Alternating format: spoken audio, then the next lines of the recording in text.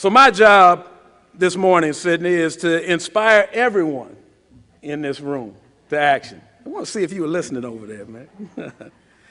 Not one person should leave this room this morning without doing something. Without doing something. There's something that each and every one of us can do today, whether it's to write a check to help us maintain the quality matches that we have, beat back the impact of the economy, which has slowed our growth. I mean, this year will be the first time that we won't serve more kids than we did in the previous year. And we'll probably serve about 2,600 kids, which is still a lot. It's a remarkable performance, considering that my staff has been shorthanded most of this year. You know, the economy has impacted us. Many of you heard about a loss of funding. Commissioner Schofield mentioned our Amachi program, which focuses on children of incarcerated parents.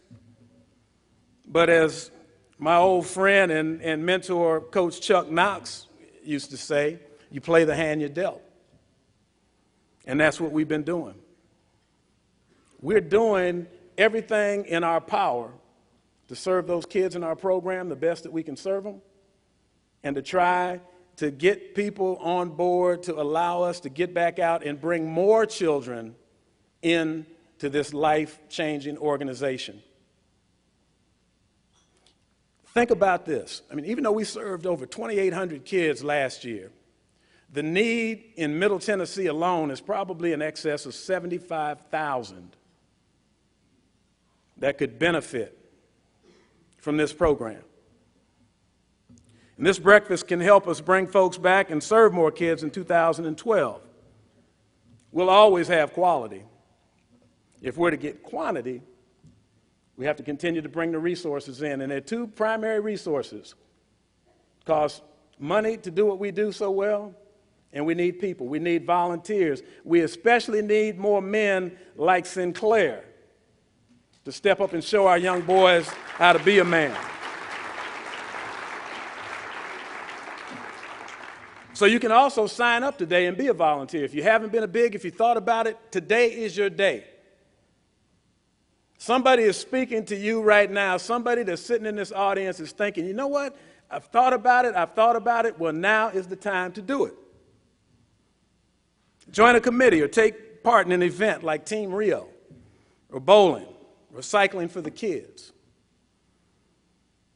Or just leave a card with my staff so somebody can get in touch with you and come out and either do a lunch and learn at your place of business, come out and speak at your church or place of worship, your men's group, your professional organization, to continue to tell the story that you're hearing here this morning that is worthy of investment of time, talent, and treasure.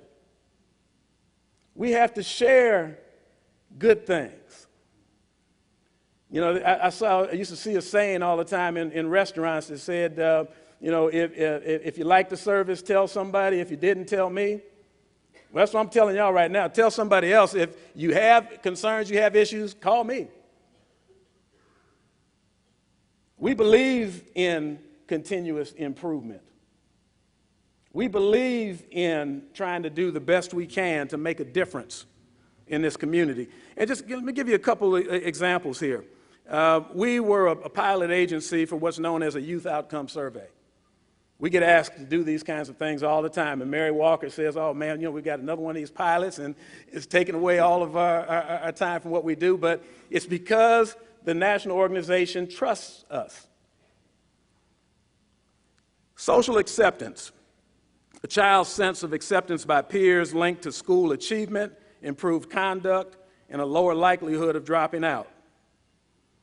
Kids, especially in our mentoring children of prisoners program, 69% showed improvement. Scholastic confidence, 58%. Educational expectations, 81%. Expectations, that's really what this is all about.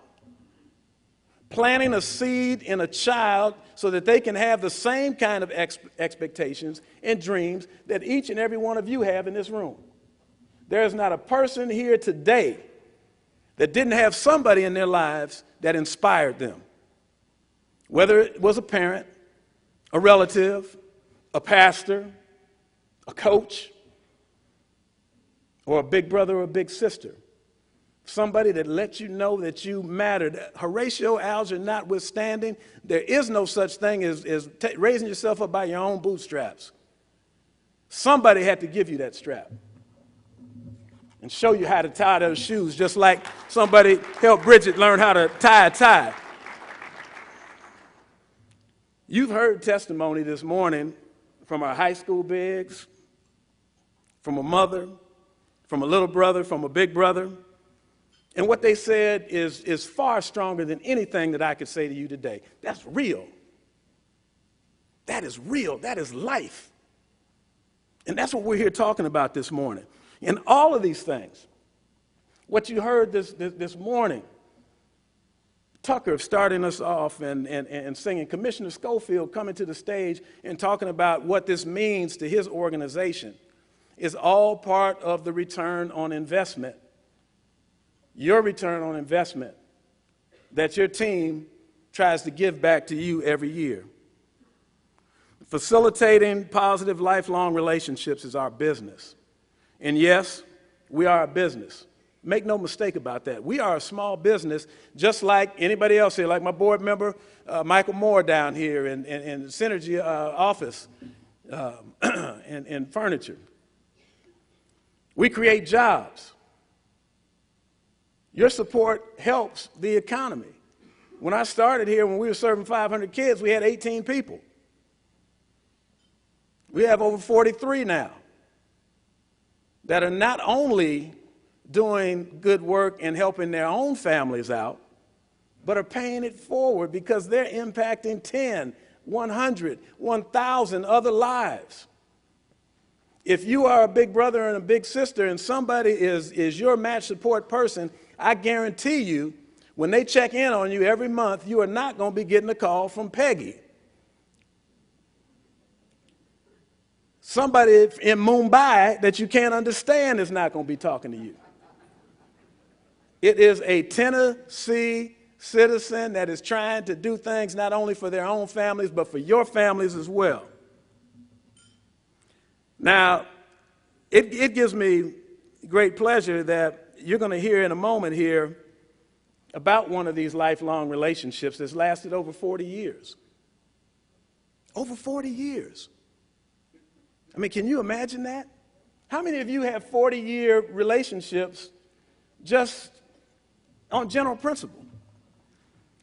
Now, my goal again is to inspire those of you who have been on this train with us for a while to keep on keeping on, like my dad used to say. And I think of my father often in times like these. He went home in 2001, and I just hope that I can be half the man that he was. I was fortunate enough to have him as my mentor.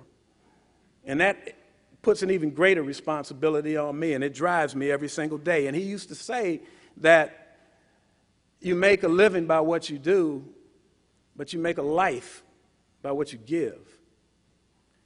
And I try to instill that in my children and remind myself of that every day.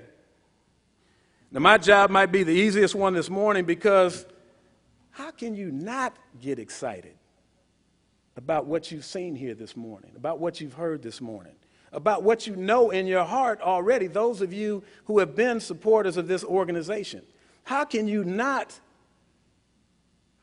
be ready to take this action to another level because we need to chip away at that 75,000?